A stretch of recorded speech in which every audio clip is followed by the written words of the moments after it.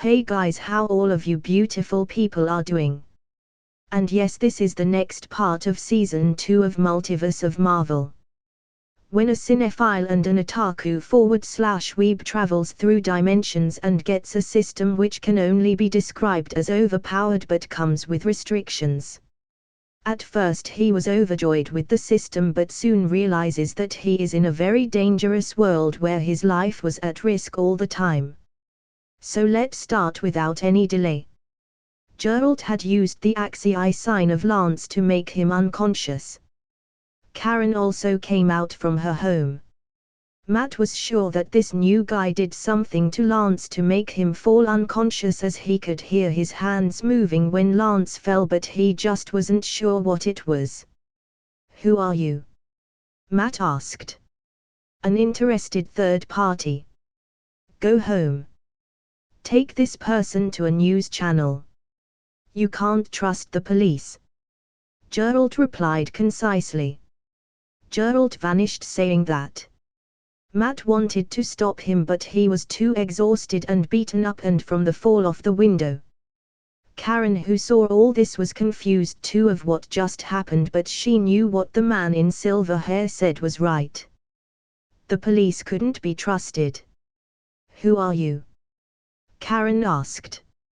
Matt didn't reply to that, as he didn't want to expose his identity to Karen by speaking.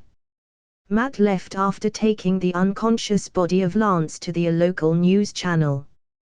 The next day the newspapers came out with the scandal of Union Allied. Wesley, the right-hand man of Fisk, moved fast to stop spreading any dirty mud on the company. 2 days later Karen joined Matt's lawyer firm as an assistant. They were happy to see that Karen was free from any accusation. Karen had made good food for them and they were talking happily, but suddenly Matt stiffened because he had familiar footsteps at the door.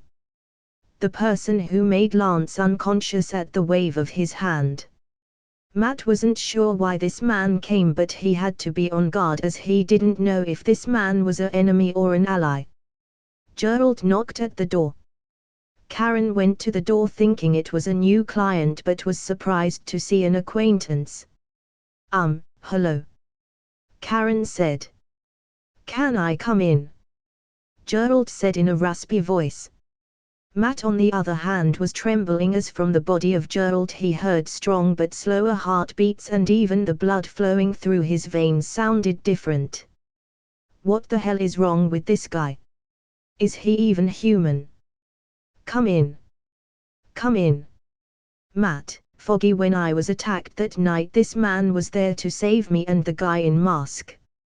I am sorry, I don't know your name." Karen. "Gerald of Rivia, the butcher of Blaviken." "Hello. Why does that name sound so familiar? Anyway, hello, I am Foggy Nelson. You have a weird way of introducing yourself though. Where is Rivia?" "In Washington. Foggy said. "Those contact lens of his looks so weird," he murmured under his breath. "Hello. I am Matt Murdock. Thank you for saving Karen." "Not in US, Mr. Nelson," Gerald replied. "Sorry, we don't have any good food items to offer you for your help," Karen said. Even though she didn't know how Gerald had helped her before, she was happy to see him again and with real identity. "I am not here for food. I am here to discuss something with Mr. Murdock, but at first we need a change of surroundings. Your office isn't going to attract any clients," Gerald said. "We know, but we don't have the funds to remodel it," Foggy said. "I understand, so I will invest some money in the firm to remodel it so that at least there will be clients," Gerald said. Invest? Really? Are you in some kind of trouble?" Foggy asked. "It's not me who are in trouble, it's you three who are in trouble," Gerald said while taking an apple from the basket of food. "What do you mean?" Matt asked as he wasn't sure what Gerald was talking about. He was still apprehensive of Gerald as he wasn't sure what he wanted. Do you think your little stint with Union Allied went unnoticed? Or did you think everything is fine after you exposed Union Allied? You mean we didn't catch the real culprit? I knew it. I always felt something was off from beginning. Karen said as he felt sad. They tried their best to expose, but the real culprits were still at large. What are we going to do about it? Matt said. No. Mr. Murdoch, what are you going to do about it? How far the rabbit hole are you going to go to expose Union Allied? Gerald. Me. What do you mean? Matt said as he felt that Gerald might know his real identity. You know exactly what I mean. Gerald said. Matt was sure now that Gerald knew it was him that night, but he wasn't sure how he was exposed. He felt scared as now Gerald could easily threaten the lives of Foggy and Karen, but he didn't know if he could defeat him. That stunt of making a person unconscious was still very vivid in his head, but he still needed to be on guard. What do you mean, Mr. Gerald? Foggy said. Your friend here has a huge secret. Ask him. He can answer better than me. Gerald said. Karen and Foggy looked at Matt. What's he talking about, Matt? Foggy asked. How do you know me? Who are you? Matt asked Gerald instead. I know a lot of things, Mr. Murdoch, your history with Stick, the enemy which you will be facing. You don't have to have guard up against me. I am here on a contract to save you and deal with your problem. Plus I am bored, I need a work to get this boredom wash away. Gerald said. Matt trembled when he heard the name of Stick. Now he was pretty sure that Gerald knew everything. Matt hesitated a bit now as he wasn't sure how to tell his secret to Foggy and he didn't trust Karen fully as of yet. Gerald saw his hesitation, so he said. It's fine, Karen can be trusted. Gerald said. Since the cat was out of the bag, he had to say something now as lies won't help him here. Matt finally opened up about his super high senses. His recent actions and even that he was there that night when Karen was attacked. You have been lying to me, Matt. All these years you have been lying to me on my face. Then what did you want me to tell? An accident that gave me superpowers and I could feel everything in the surrounding. I am sorry, Foggy, but I didn't even tell my father about it. It was Stick who trained me. Electra knew about it. She figured it out herself. Your ex-girlfriend too. I have been a dumb best friend all these years. Foggy said. Karen on the other was surprised that it was Matt who saved her that day and was grateful to Matt. What is the contract you are speaking of? Who sent you? Matt asked now as now he had to get the bottom of Gerald. He is a friend of mine. If you do research about me you might find it out yourself. The person of interest here is Wilson Fisk. He is the head of Union Allied and the person behind all this. He wants to remodel Hell's Kitchen and make it as his own playground of criminal activities. He will kill anyone on the way, including you all if you try to stop him. I know, Matt, that you are a staunch believer of naive justice, so I will keep it straight. We need to find James Wesley, right-hand man of Fisk, and Leland Ulsley, a Wall Street financialist. Leland controls all the accounts of Fisk and Union Allied. If we can make them cough out secrets, it will be very easy to bring Fisk down. Gerald said. How do you know all this? Are your information correct? Matt asked. Won't it be easy if we catch them? You can ask them yourselves. Oh yes, Matt, they are also going to lay a net to catch you. Probably kidnapping a child or making wrong moves on someone soon. The Russians aren't happy with what you did in the docks. Damn, he knows everything about me. So what do you want me to do if something happens? Leave an innocent person in mercy of others? Of course not. As I said, do a proper research on me, you will know who I am. I have been laying low all this time. It's time to move my muscles. Call me when you go for a round. Foggy and Karen were little confused by their conversation but didn't intervene. Foggy just came to know that his best friend had been lying to him, so he was angry, but Gerald made him happy again when he said he would invest $300,000 to the firm. Foggy was too excited about it to think of something else. He wanted to move their office to a good one in Hell's Kitchen. Matt accepted it without much thought. Karen too started looking for a good place. Gerald left after leaving his contact information.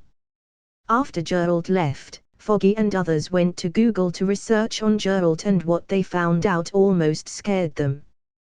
What the hell is wrong with this world? Before it was characters from movies. Now it's from games. What is this John Jameson trying to play?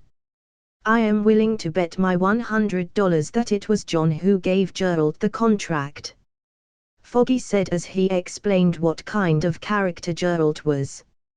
Is he really a human who was experimented upon? Karen asked. Yes. His whole body doesn't even work like human. He has a weird smell in him, like a person living in acid, stronger bones, lower rate of heartbeat. There are other weird things in him which I am not sure about. Matt said, proving that the gaming character was real. So he fights monsters and humans both. I wonder if there are monsters around NY. Would love to see some. I am sure they are aliens, since the game itself pointed that the monsters come from different dimensions. Foggy said. Since now people believed in aliens, so any kinds of monsters would be automatically labeled as aliens. Foggy and Karen spoke of Gerald's powers and his magic of signs. Now Matt finally understood how he made Lance unconscious that day. He believed in the story of Gerald more now. Matt, you should be careful of him too. He has a bad history with both humans and monsters. The nickname Butcher of Blaviken isn't for a show-off. Karen said. I understand, but at least he isn't in the side of evil. And he was contracted by someone to help me. So he will complete that. Matt said, as by now he got a full rundown of the story of Gerald. 2 days went by after that. One night finally Matt heard the sound of a kid being kidnapped. Matt immediately remembered about what Gerald said and called him. Are you up for some action? Matt asked. On the way. Gerald met up with Matt outside a building controlled by the Russians. 30 men. They respect you, Matt. Congratulations. We need to get the kid out safely. Matt said. Gerald didn't bring his sword as it would be an overkill and it might disgust Matt. Gerald, followed by Matt, went inside the apartment. Gerald brought a mask too to cover his identity. 2 guys were standing in the doorway. Gerald used the Axii sign on both of them. Their heads started shining in dark and the 2 men started fighting each other. Matt was surprised by this but didn't stop it. Let the games begin, Gerald said. Gerald and Matt went in and were immediately confronted by a dozen people. These people came out after listening to the commotion outside only to see Gerald and Matt. They both started fighting instantly. But what the Russians saw next scared the **T out of them.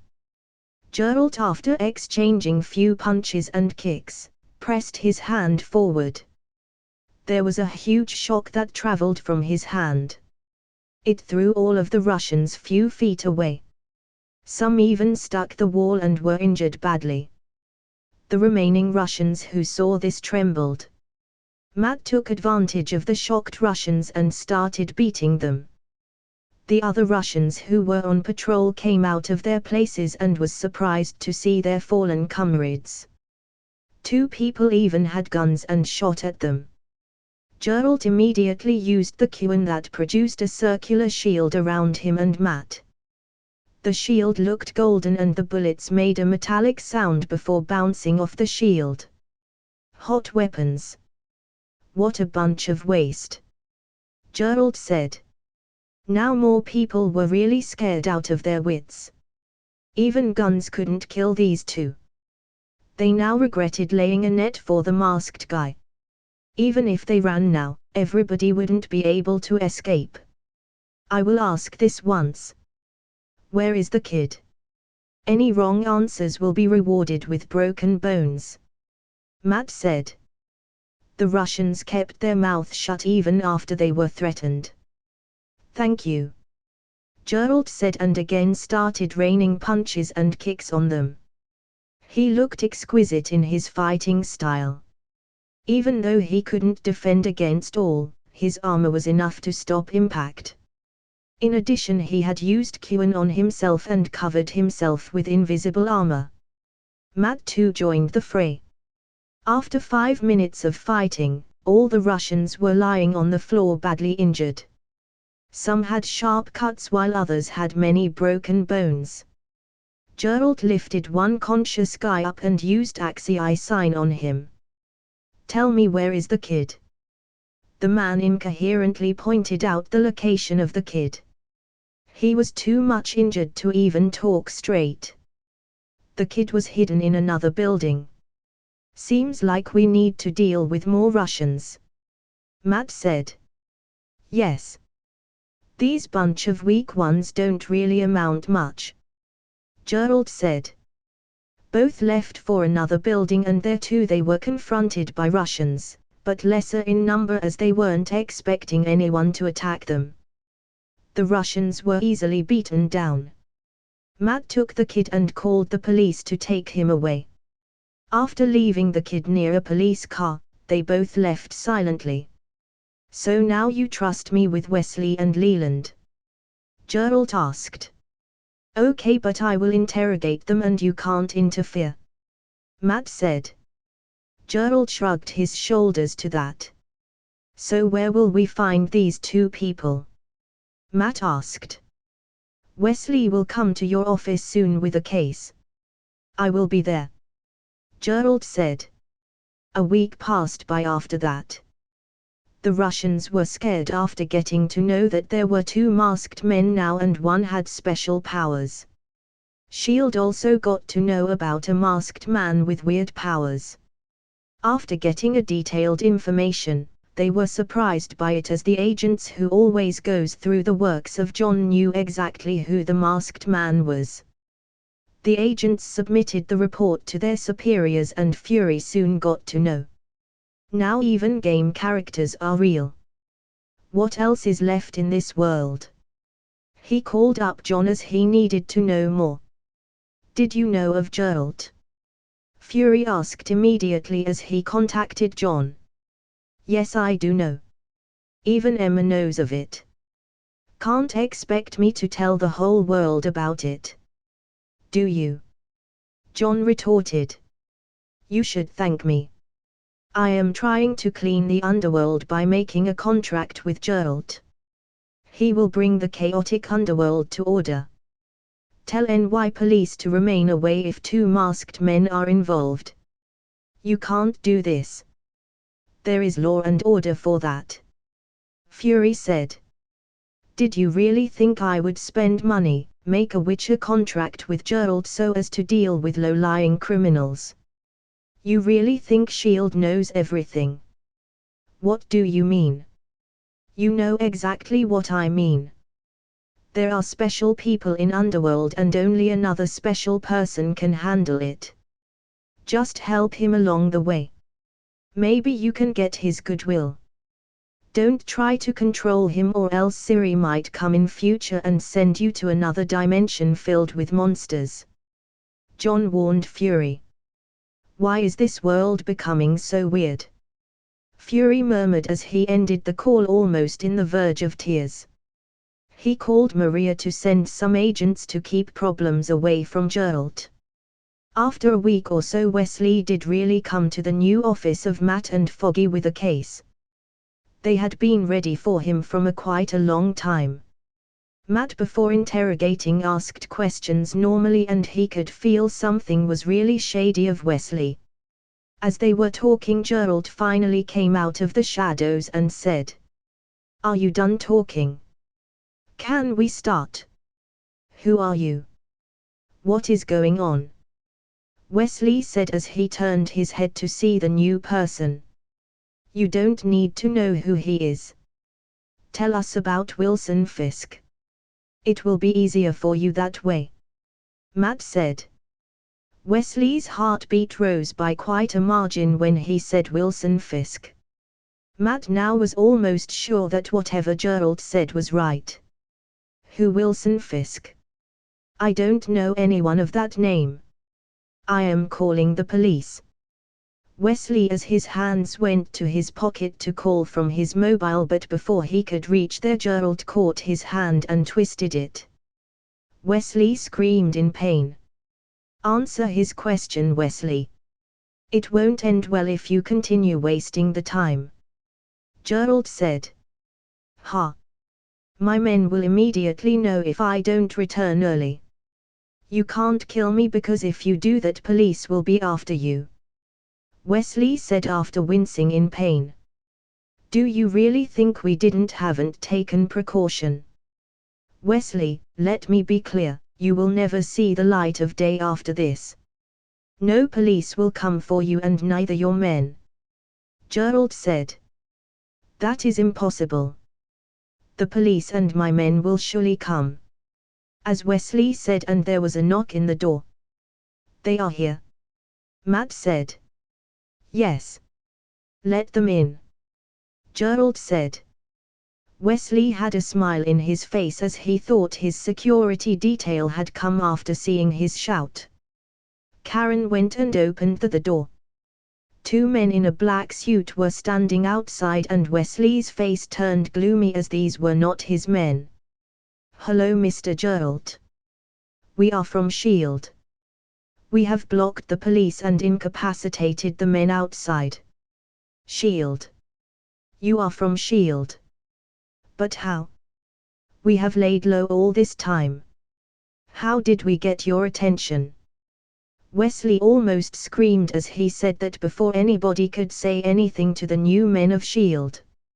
He knew there was no way out once S.H.I.E.L.D. was involved. Even though S.H.I.E.L.D. was a very secretive organization, but men in real high level knew of their existence and most tried to avoid their radar. But today S.H.I.E.L.D. came to such a small place which was of no significance. "They are here not for you, but for him," Foggy said, pointing at Geralt.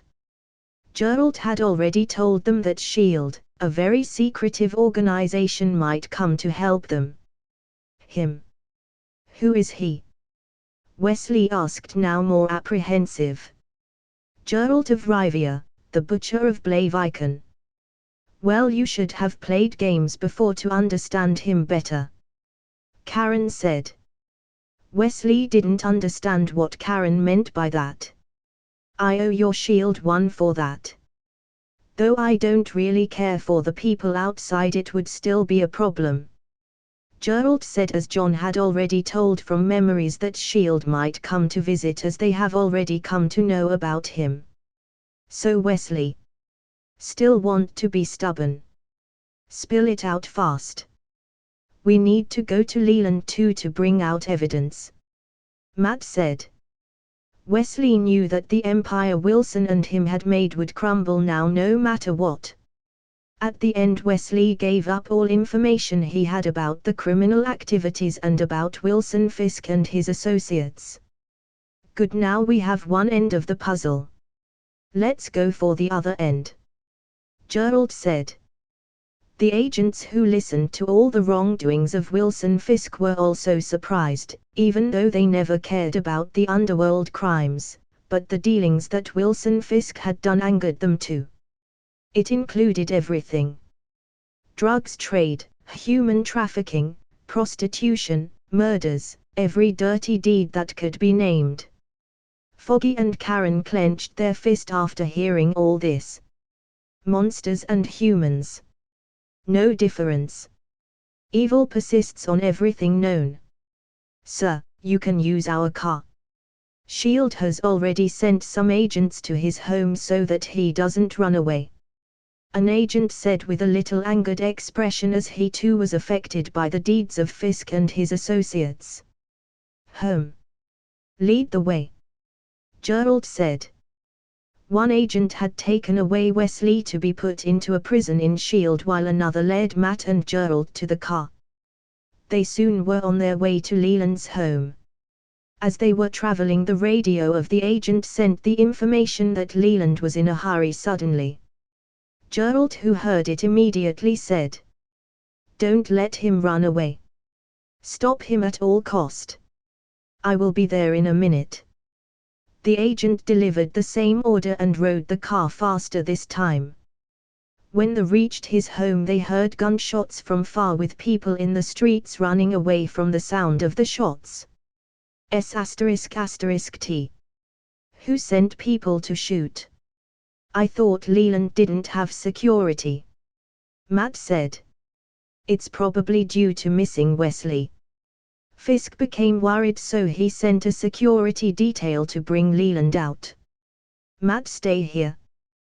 This is not your fight. Let me handle this," Gerald said as he guessed it.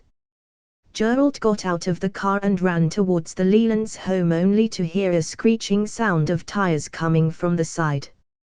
He turned only to see a car rushing towards him with high speed. As the car was few inches away, Gerald did a sideways roll to another side to avoid being hit. The car didn't stop as it continued to sped away. It was Leland's car which came out of the garage from the side. As the men of Fisk were exchanging gunshots against S.H.I.E.L.D., Leland knew he had to go out. If he stayed in his home, he would be caught. Leland, when he came out of the garage, saw a man in silver-colored hair, and from his running direction Leland knew it was the enemy, so he didn't even bother to change the direction. But surprisingly, the man survived as he avoided being hit. As he sped away, he looked at his rear-view mirror, but what Leland saw next he would remember his entire life until his death. He saw the silver-haired man stretched his arms towards his car's direction. This caused a wave of intense fire that was created out of thin air. The wave of fire reached his car fast and it hit it. This instantly caused the car to catch fire. Now Leland knew that if he didn't go out of the car, he might die, as the car would definitely explode when it catches the gas. This was Gerald's maxed out Igni. Gerald could have used ARD but chose Igni instead, as ARD might throw the car away and it might lead to the death of Leland. Igni would instill fear into Leland, as it would take a minute or so for a car catching fire to explode. Gerald came running to the stopped car to see Leland coming out of it. He came near and caught on his collar. The gunshots had already stopped as more agents of S.H.I.E.L.D. arrived at the scene for backup by then. Gerald brought Leland to Matt and threw him down. "Are you all right?" Matt asked. "I survived the trial of grass. Do you think such maneuvers would do any harm?" "The agents came to take away Leland. The police wouldn't have any say in this matter, as the person dealing with it was extraordinary. Thank you for stopping Leland from running away." Matt thanked the agents, as S.H.I.E.L.D. had done a huge favor to them. Gerald didn't say anything, as he could guess why S.H.I.E.L.D. showed such high favor to him. "Let's go back. Your friends might be worried," Gerald said. They both left after that, as S.H.I.E.L.D. would handle Fisk for now, and it was only a matter of time before he would be caught. "Sir, we have made contact." He was grateful for our help and he said he owed us a favor. This mission was an absolute success, an agent said over his radio. Fury on the other side of the radio call had a smile in his face. "I am pretty sure Fisk would run away now. But since we caught Leland and Wesley, we have the chip. Let the hunt for Wilson Fisk begin," Gerald said to Matt on the way to the office. The next, all the major news channels were buzzing with the news of the philanthropist Wilson Fisk. His cruel deeds and double life were in the newspapers and major news channels. Unsurprisingly, Wilson Fisk himself vanished when the news came out. Police forces all over the world were notified about this and there was an APB out for him. He was given the order to catch dead or alive. SHIELD 2 had posted a lookout for him. The hand which had dealings with Fisk also got scared away and went underground and hid themselves. John, who saw all this in the morning news, was happy. The first phase of his plan was complete, now it was time for the second phase, and that was occupying the underground world, and only person was capable for this: Ra's al Ghul. He ordered Ra's to start his infiltration into NY underground world and take over everything possible and ultimately the whole of USA. He could create a legend of Ra's in the underworld. This would lead many to watch the Green Arrow and Batman, in turn fueling his fan values. Sheesh.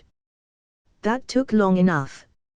Now it's time to accumulate more fan values this year, as only one character will come to life this year. I wonder when I will get enough fan values to get my new world. It was already February when the incident with Fisk ended. He ordered Gerald to pass his time and he didn't need to touch the hand now. If he killed Madame Gao or Nobu, all the rest accomplices will hide and it would be hard to bring them out. Look out for the Purple Man. The rest don't bother. The defenders doesn't matter, John ordered Gerald. John had great prejudice against the series of Defenders from his last life. They ruined the story by a lot and he didn't even care to watch the second seasons of both Jessica Jones and Iron Fist. The next month was an eventful one. Tony and John held a press conference on the 3rd of May. The news they released shook humanity to its core. Even after 100 years in the future, people always pointed out that this day was where humanity took a massive step to a more modern society. Hello everyone. As you all have known, me and John have built a new company called Umbrella Corporation. Last year was an eventful one. This Earth faced a crisis we never have expected. But this also opened our eyes and made us realize that we are not alone. The last few months, me and various other scientists worked hard and fast to deliver us a new technology. And here we are to show the first prototype that will change humanity forever. I present to you Tron. Tony pointed out to a wall. The wall moved itself and opened. Out came a futuristic car. The car looked beautiful and a beautiful sleek design. But the most eye-catching part were the polygon-shaped golden lines all over its body. It shined from time to time and gave more character to the car. You must be wondering what is so different about the car. Well, let me tell you, this car with a single charge can drive up to 1000 km even in most disastrous conditions. This car can even go further if it gets enough solar power. The only thing you will have to care about now is the maintenance of it, which is also cheap and easily affordable. This statement alone shook all the reporters. They couldn't believe their ears by what Tony said. But then they remembered, since aliens were present in the world, then such technology might exist outside Earth, but they weren't sure if this technology belonged to aliens. I know what you are thinking. Thinking that it's an alien tech. But let me assure you that this technology is genuinely human. We had help along the way for sure, but it's made by me and a team of scientists. We already sent the car for a trial run of 700 km without a second charge and it ran perfectly. This is Umbrella Corporation's first model and future models would also be more efficient.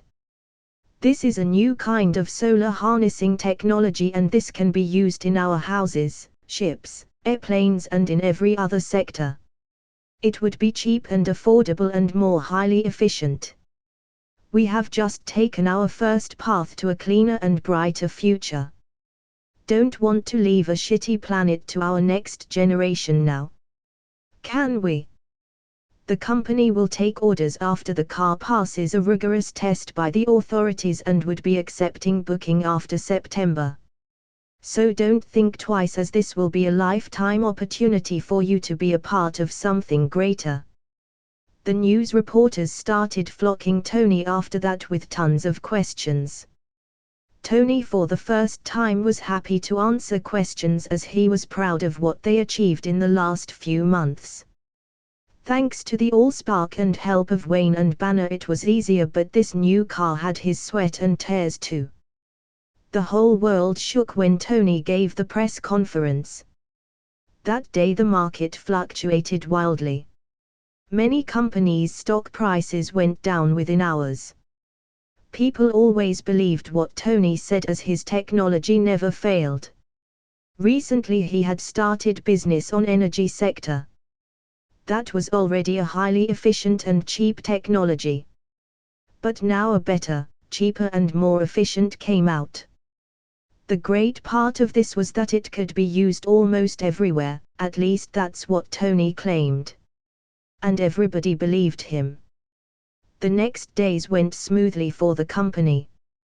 The authorities came to check the working of the car and the safety with it, and they were more than satisfied and gave it a green light. The US president himself congratulated Tony of this awesome invention and hoped that this would lead humanity to a brighter future. But the good days didn't last long.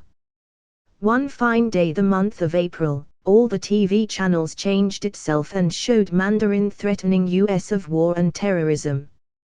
He showed sightings of various bombings on US soil and said that he would kill Tony Stark himself. This surprised John, as in actual world no direct threat to Tony was made. So this is another butterfly effect. Well, whatever. Aquaman is here. Isn't fire his weapon? Arthur can pour water in his head. Actually, Tony in the last few months almost lived in Jurassic Park for the experiments. And he continued to live there. He even made a grand home for himself with the help of Transformers.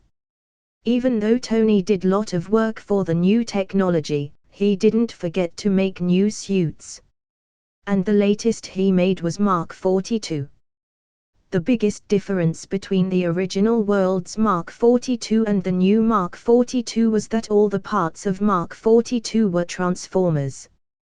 This suit looked more efficient and better than the original version thanks to the new solar power harnessing technology. The difference in the story of Mandarin came because of the fact that Tony had introduced such a new technology that the old corporations such as Roxxon corporations suffered the most. Their share prices dipped crazily, and now such corporations banded together and approached the Mandarin, fake, to deal with Tony on the garb of war and terrorism. After the threat was made, Tony responded saying that the Mandarin could come up to his home at the Jurassic Park and he would still beat Mandarin back. And as if the universe corrected itself, Tony did get hit, but the ending this time was different. Maya Hansen, the main person behind Extremis Virus, came to meet Tony after Tony's response to the press. "You need to get away. Mandarin, he is dangerous," Maya said.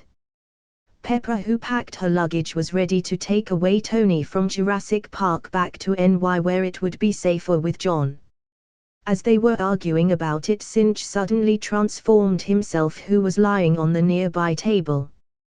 "Tony, a missile is coming to our direction in 1 minute. You need to get out now.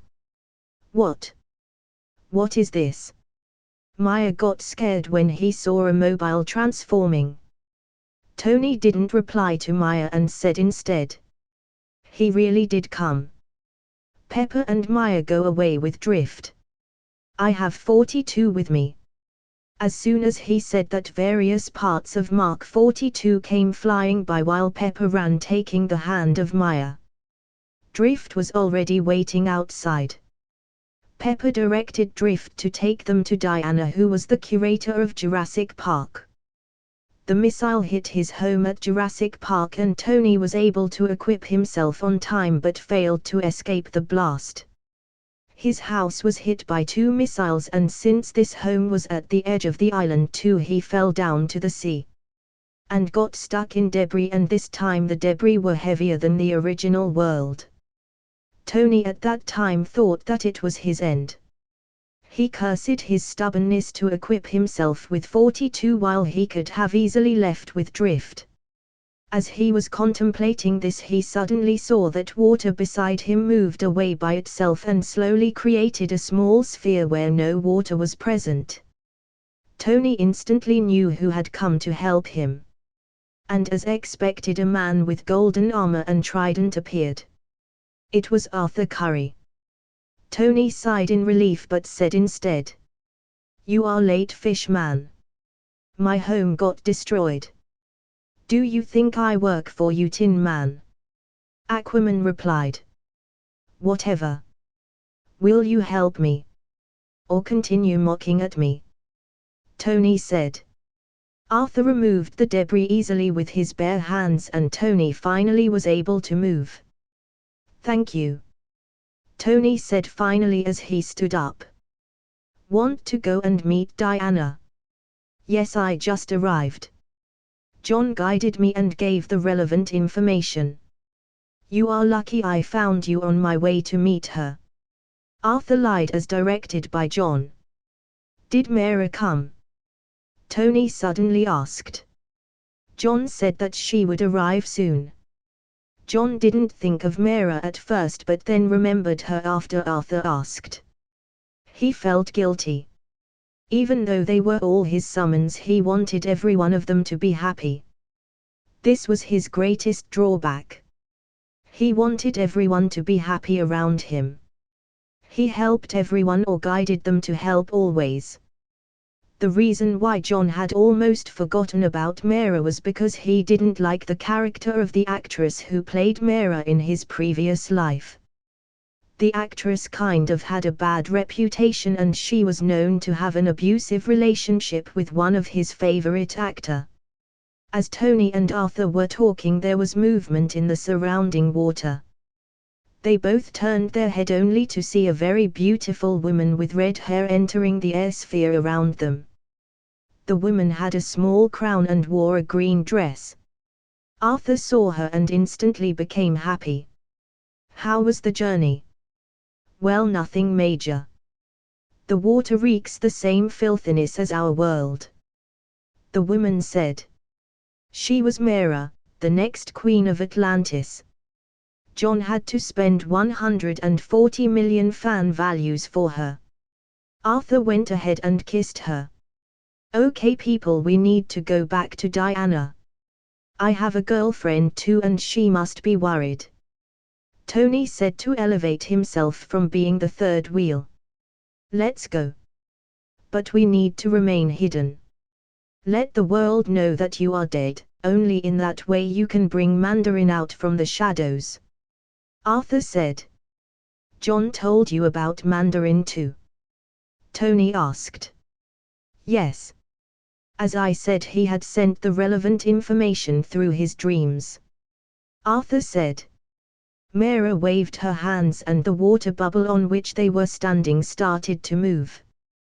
Tony matched the speed of the moving water bubble with his thrusters and all three went to the other end of the island where Diana was living. They sneakily went up the island's cliff and came to the door of Diana. Drift was there near the door and Tony was relieved to see that.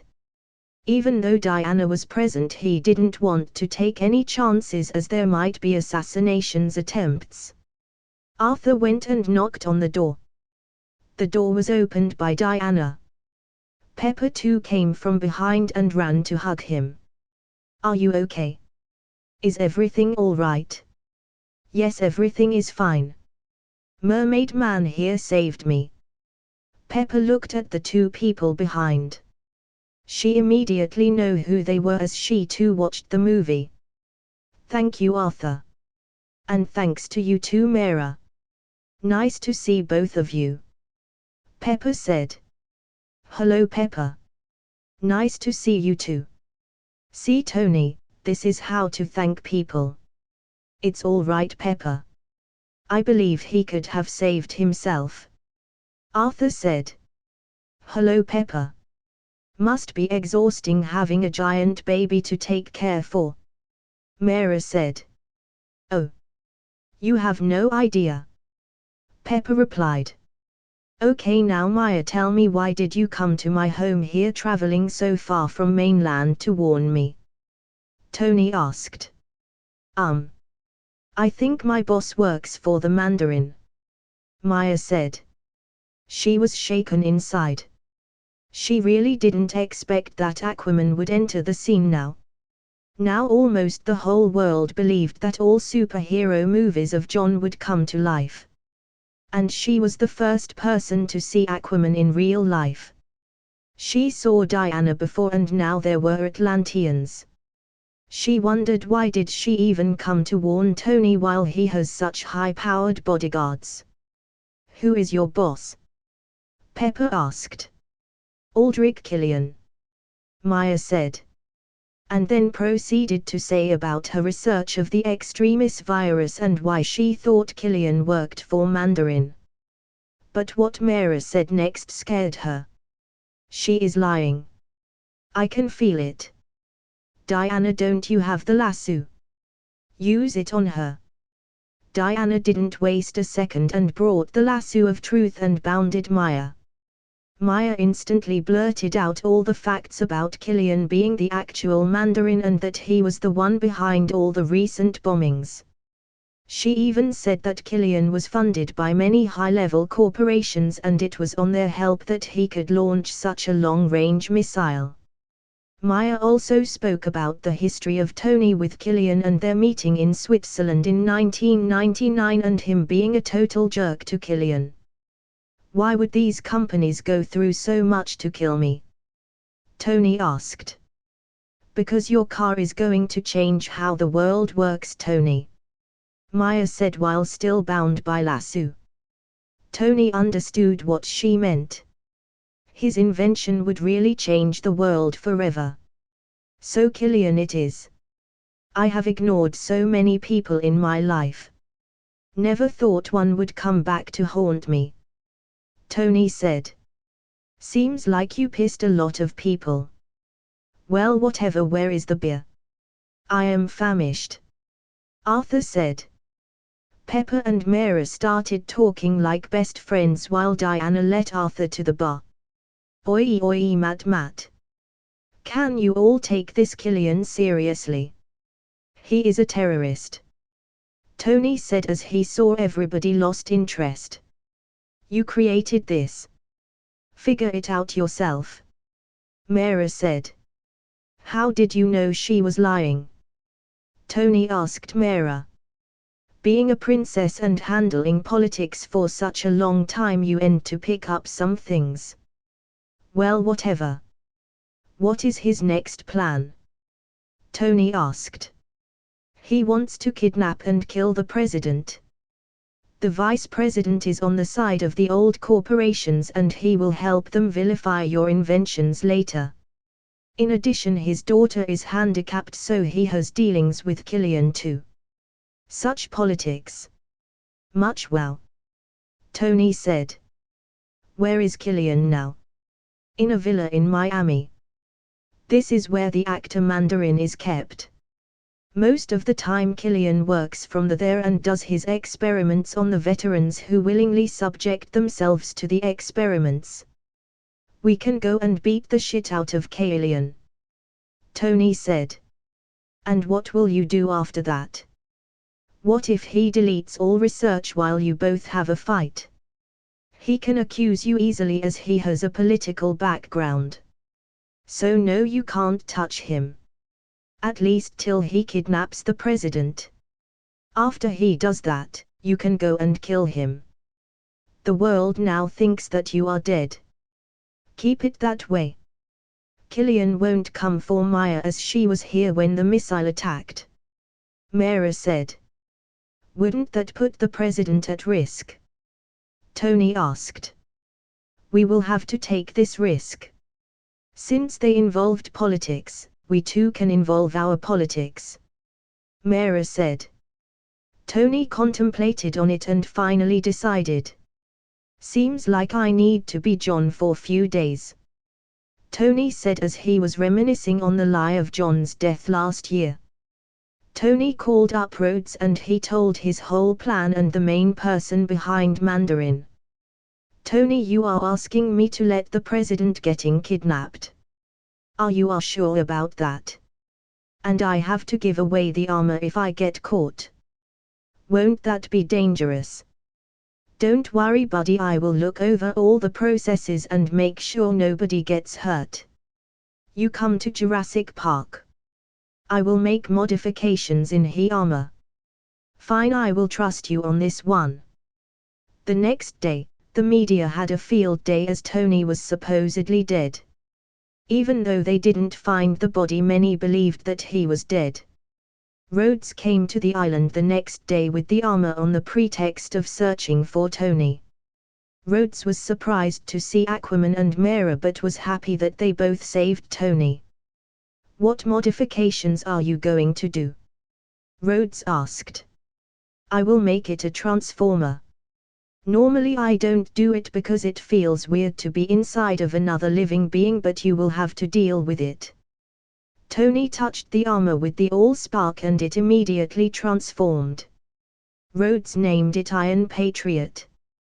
Tony then directed what it needed to do and not raise any suspicions. The story followed the same way as Iron Man 3.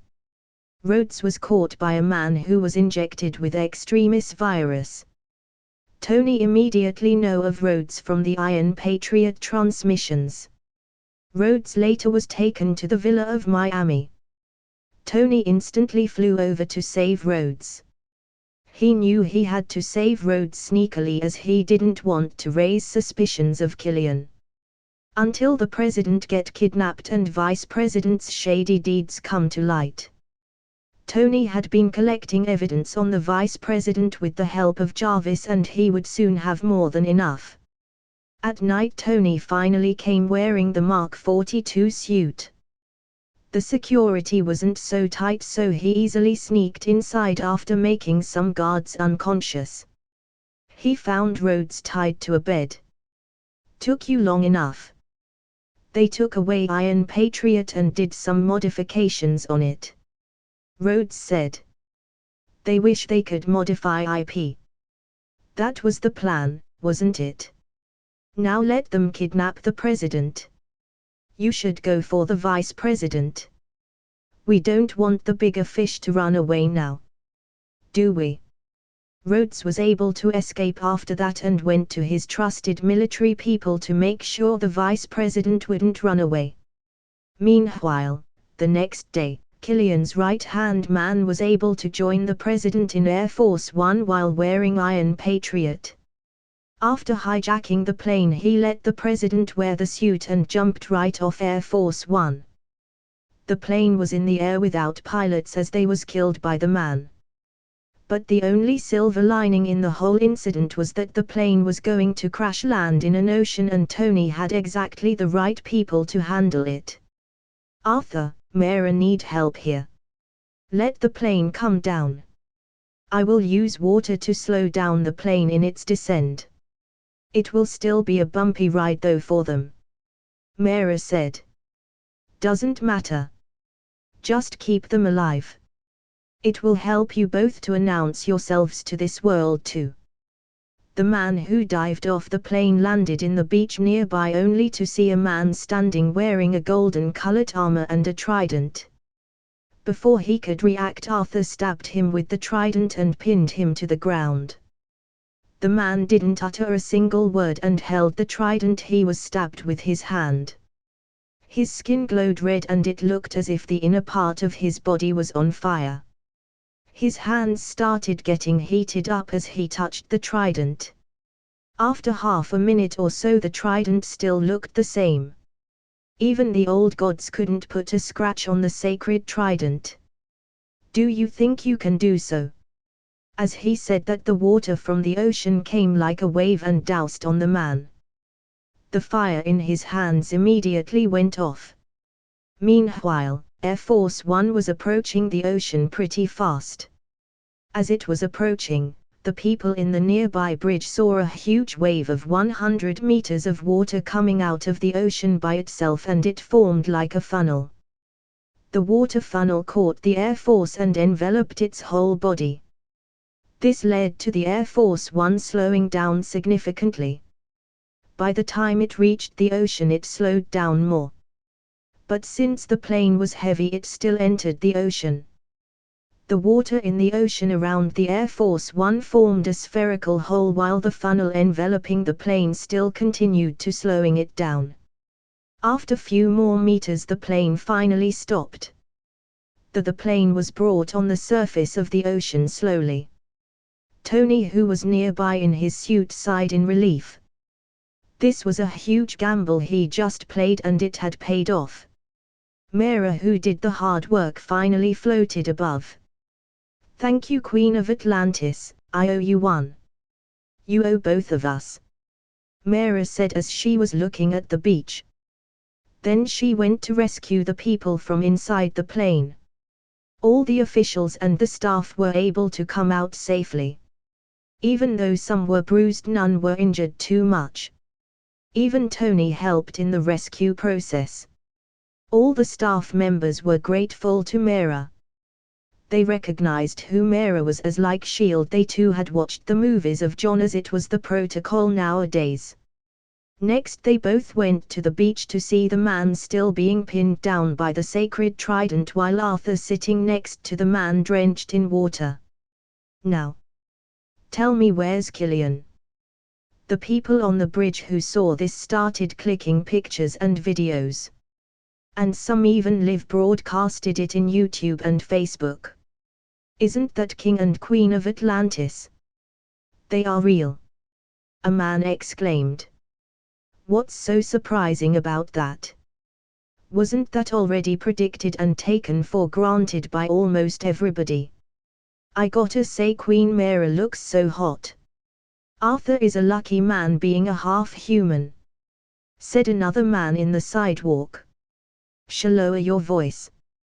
They don't look at us in a very good eye. Be careful if their army one day comes and kidnaps you back to Atlantis." The people were discussing among themselves when Tony was interrogating the man. The man refused to answer no matter what. "Well, it doesn't matter. I was just playing with you. The suit that you sent the president with is already controlled. You have lost the war before it even started," Tony said with a victorious smile. The man who hadn't spoken a single word finally looked shaken. Now he understood that we're being played from the beginning. Now, since the president is captured, we need to rescue him and show us our presentable face. Don't you think? Arthur said as he pulled the trident out and directly stabbed at the head of the man, killing him. "Yes, it's time to work." They waited till evening when the tracker of Iron Patriot finally stopped flying. "That's an old harbor of Roxxon Corporation's. Figures. Let's go." Tony flew away while Mera and Arthur dived in the water and swam away fast. The people in the bridge who saw all this from distance cheered. They finally got to see the new superhero. As all the three reached the harbor, they saw the Iron Patriot suit tied by steel ropes high up in the air. "This Killian guy has a thing for dramatics. I am sure he would have done great as a movie director," Arthur said. "I second that." Tony said. They were able to see many guards all around the harbor. There were way too many for 3 of them to handle at the same time. Tony, we need backup. Mera said. Backup is 2 minutes out. We need to free the president first. IP can take him away. You go free the president. Until then we engage these people. Let's see how powerful are their mutations. Arthur said. Tony flew away to the president to free him. As the guards saw a man in suit flying towards the president, they immediately started shooting at it. But Arthur and Mera soon took action. Since it was an harbor filled with water around, it was basically a playground for them. Mera used water to attack the guards who were injected with extremis virus. Since water lowered the temperatures of their bodies, it proved more effective, while Arthur used both water and his trident to kill the guards. Mera looked majestic with water spears around and throwing it to whoever came near her. Tony in the meantime was able to reach Iron Patriot and released him from the bindings. You look great, Mr. President. IP, take him away. And go to Rhodes to help him. After being freed, IP flew away with the president inside. Now he could fight without any concern. All these months he had been living in anxiety. This anxiety led him to make tons of suits, and this was the backup Tony mentioned before. By the time the president flew away, all the suits came flying by. All were managed by Jarvis. Jarvis, light this place up. Kill every being that has higher body temperatures by any means possible. Oh yes, help Mera and Aquaman too when required. Tony joined the fight too using his Mark 42 suit.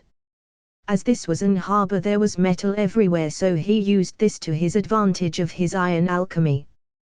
He killed dozens of them through it. It had to be mentioned that there were more soldiers with extremis virus, as Killian was supported by many rich corporations, so he had more people to experiment upon than the original world. Mera, Aquaman and Tony both were fighting intensely while many of his suits were getting destroyed in the fight. This caused explosions everywhere. And one of that explosion hit where Killian was operating from high up in the tower. He fell to the ground and Tony noticed it.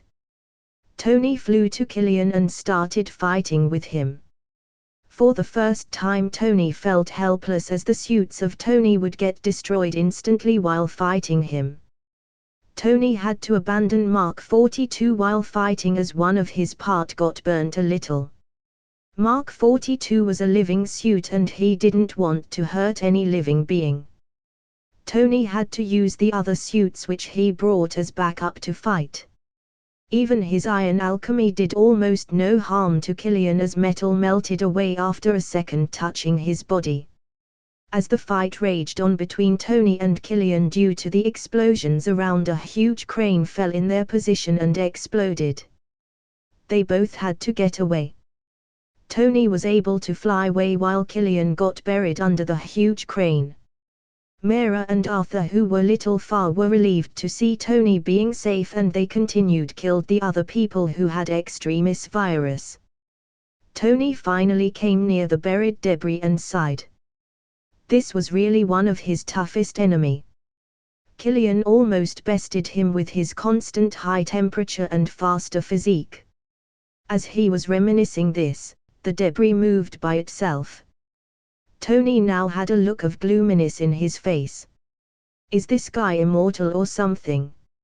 Even 1,000 kilogram of loads did nothing to him. Tony murmured.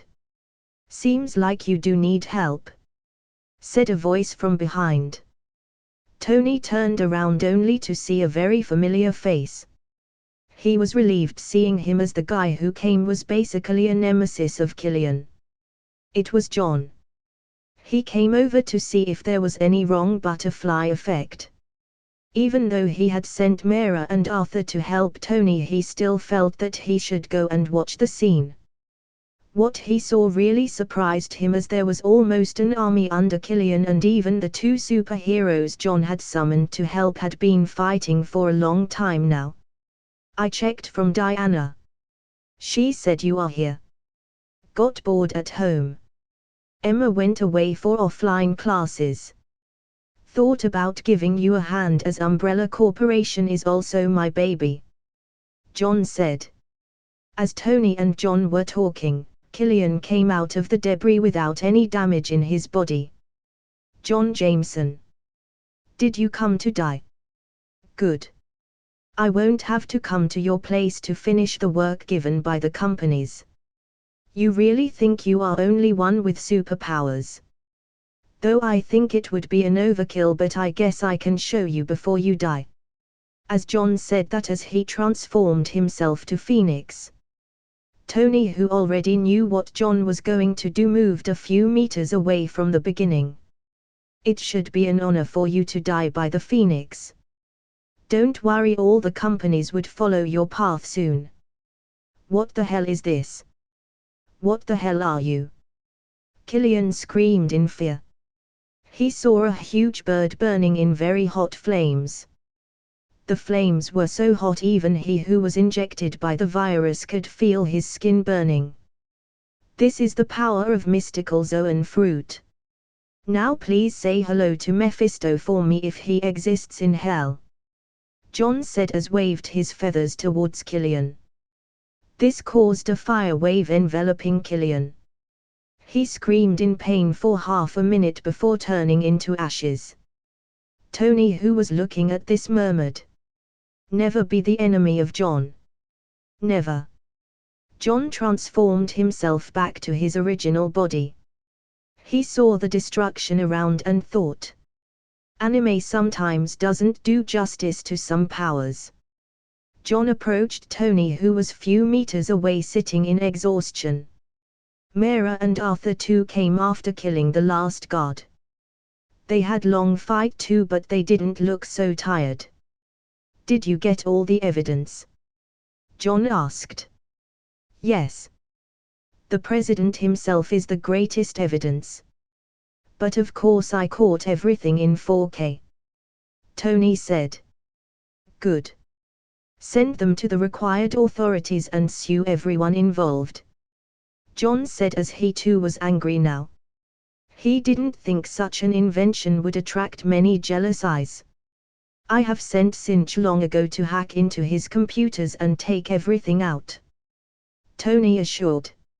"Send me a copy before you send to the officials. I don't want another case of Wilson Fisk here," John said. You have other plans with them?" Tony asked. "Yes. Since they wanted to hit me, they should better be ready to get hit too," John said as he wanted to send the League after every one of them who was involved in this. If they don't run then it's fine, but if they did, John wanted to make sure that they would never see the light of the day. "How do you plan to do that?" Tony asked, being little curious. "That's a secret," John said mysteriously. "How many more secrets are you hiding?" Tony asked, being more curious. John didn't reply to do that and just smiled. After discussing if everything was all right, they all left. Mera and Arthur wanted to roam the whole ocean and go for sightseeing, so they left via water. Tony flew away while John took his flight the next day, as they were in Miami for the fight. The next day Tony sent all the relevant information and he forwarded all this to the League. The League moved fast after getting the information and made sure nobody ran away. Surprisingly, nobody ran, because almost all of them thought they would never get caught as they were never directly contacted, but the news in the next day broke this hallucination. The media channels who had been chirping about the supposed dead Tony Stark came to know that he was alive and even returned with the evidence who the Mandarin was. The whole conspiracy came into light with the president being kidnapped while the vice president cutting a deal with many corporations. This came as a shock to many people. The police had a field day as they had to arrest various high-level personas. Many corporations were involved in his and many of them were caught. Those who were not caught were handled by the League. The police found it weird as many people just vanished from the face of Earth. They were sure even if some escaped, there would be at least one being caught, but surprisingly they just vanished. Even S.H.I.E.L.D. couldn't find any information. John had brought the Army of League from animated version but kept Ra's al Ghul from the Green Arrow, so the army was more efficient from the series. Tony, who saw the news, knew that John had made them vanish. Though he didn't how John achieved that, but was happy nonetheless as nobody actually escaped. John had a smile too as League handled it perfectly. Now he didn't have any headache as the power shift towards the umbrella corporations would be more apparent. It was already the end of April when all this fiasco ended. And the next movie would come on the first week of June. And he was eagerly waiting for it. That movie would help him a lot in future plans. The days went by as normal. John and Emma even took a mini vacation to Canada for a few days to have a good time together. By the end of the year Emma would have patrolled the galaxies, so they wanted to spend time together as much as possible. Even though she will have enough time to visit Earth and be with John, there might be her absence for a longer period of time. So they wanted to make the most of it. Finally it was the month of June and was time for the next movie. Hal had returned from OA and was even contacted by Fury as he needed to have a proper file on Hal. Bruce, after being appointed as secretary, scrapped the assessment part but accepted that offline files would be made for any super-powered beings. Fury had to accept this arrangement as maintaining a file too was enough. Hal even joined S.H.I.E.L.D. as a pilot as he had a love for flying. Fury happily accepted this appointment as it meant having a super-powered being which can travel the universe under him. Even though Hal wouldn't be always around, it was still better than Captain Marvel. Everybody came to the premiere of the new movie including Hal, Bruce, Alfred, Fury and others. John and Emma stepped out of the car and were flocked by reporters instantly. They were now the couple goals for many people as they had been together for quite some time and never a bad rumor came out of their love life. Little did they know John was too lazy to even talking to other people and start a rumor. He even faced flack from Emma for being so introverted with the people whom he doesn't know anything about from beginning. "Sir, your umbrella corporation would soon launch. What are your hopes for it? I hope that humanity would take a better step into the future. Now that all snakes are out of the way, us as a race can advance together," John said as the trial of the people who were caught already went through and almost all of them were guilty. It was a high-profile case and White House wanted to end this whole incident.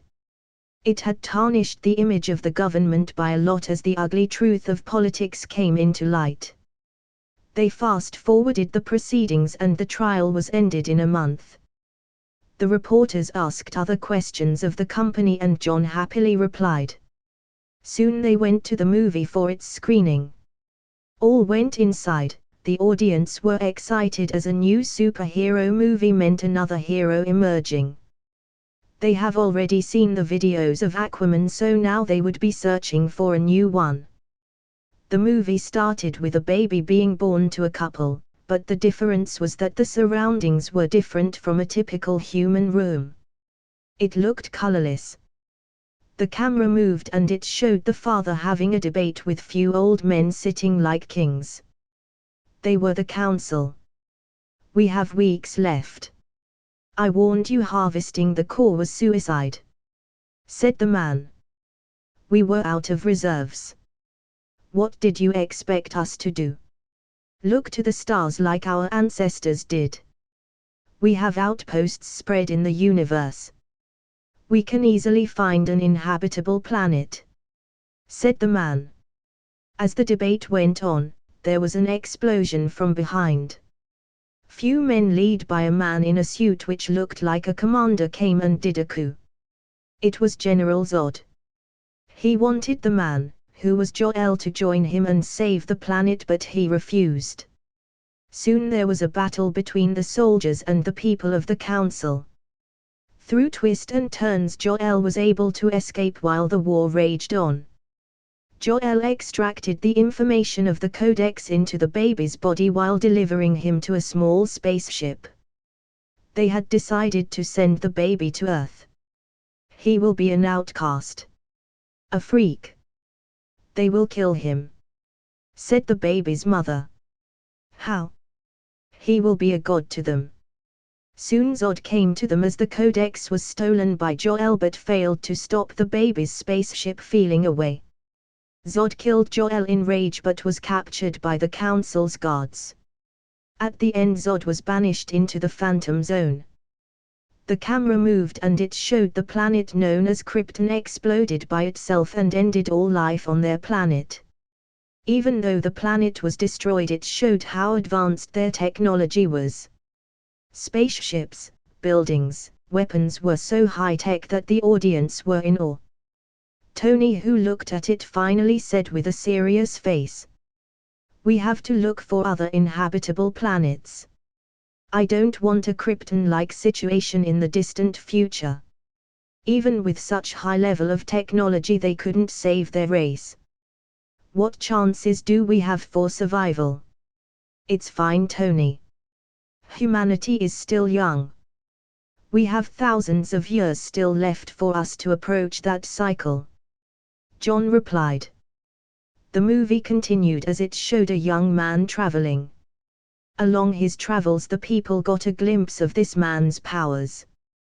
The movie also showed the man's childhood, his struggles with his powers and how his parents brought him up. His father told him that he was sent here in a spaceship and that he didn't belong to Earth. Yes. This movie was Man of Steel of Zack Snyder. John loved that movie in his previous life and he thought it was the most apt Superman ever. The movie continued and the audience even got a bigger glimpse of his powers as he saved people in an oil rig which had caught fire. He single-handedly stopped a huge tower from falling on the escaping helicopter. How powerful is this guy? Flames doesn't affect him and now even such a huge weight doesn't even give him a scratch. Tony mewed. The universe once used to fear their race. I hope that gives you a context. Bruce said this time.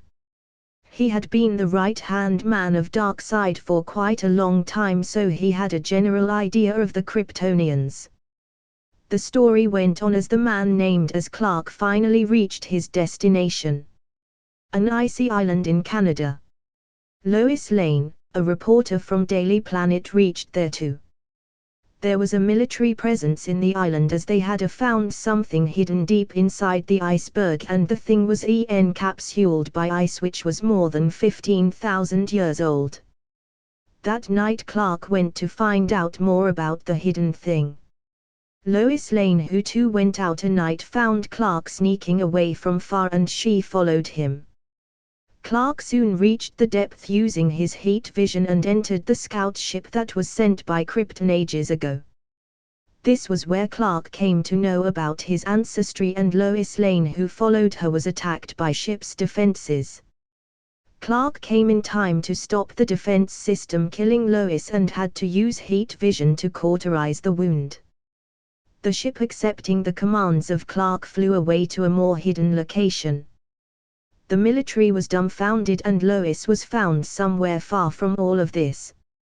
Clark learned to fly after his meeting with his dead father. This is impossible. Biologically this doesn't make sense. Banner shouted.